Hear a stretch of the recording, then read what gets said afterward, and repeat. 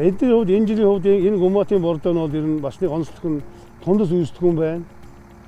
Тэгээд ер нь Орос найрлагч бол ер нь бол найруулж явахдаа ерөөс тундас үүсэхгүйгээр энэ гоё жиг цацаг тийм цацагддаг бордоо юм байна. Тэгээд Орос норм бол Оросын бордоо арай бага, нэг дахин бага норм орж байна. Тийм онцлогтой юм байна. Энэ жил ямар ч эхний жил бид турш үзлээ, энэ талбайд үзэж байна. Одоо энэ төмс хурааж байна.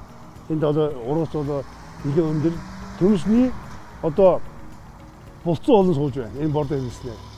Ер нь бол энэ бордоо хэрэглээд яг ялангуяа бол тарилтын үед хийж болж байна. Дараа нь бид бундуултын үед бол бундуултын ихэнх үед бол хийхэд бол булцууны тоо олон болж байна.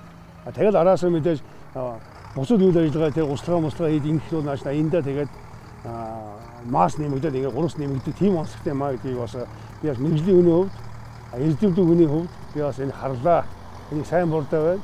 Тэгээ манай тариалагчид энийг бас цааш энийг бас цаашаа үйл ажиллагаанд газар тариаланд энэ төмсөндөө хэрэглэх гэдгийг бас зөвлөмөр байна. Хоёрт бид ганц төмс биш. Бид байцаанд хийж үтсэн. Сонгонд хийж үтсэн. Луунд хийж үтсэн. Луумгийн мас бол огцон нэмэгдэж байна. Хийгээл ерөөс 14 хоногийн дараа бол мас бол ерөөс мэдгэдэггүйс нэмэгдэж байна. Байцааны боолт хурдан байна. Ер нь бол энэ бол харахад бол ерөнхийдөө бол бид мэргэжлийн үнээр харахад бол арай өөр юм байна.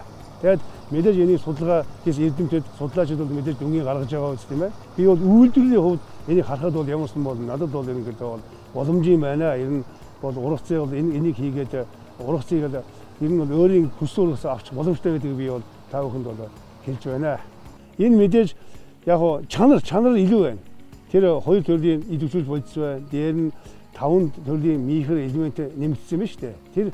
Тэр утгаараа бол ургамлын өсөлт нь өөр байгаа байхгүй. Тэгэхээр энэ бол би бол энэ бол дангаараа Монголд одоо энэ бол ингээд та нар энэ үйлдвэрийн тууштай ажиллах юм бол ингээд ерөөсөө Монголын газар тариалны тариалчдын тарьж уруулсан ургамлын нэмэгдэн гэж бодно.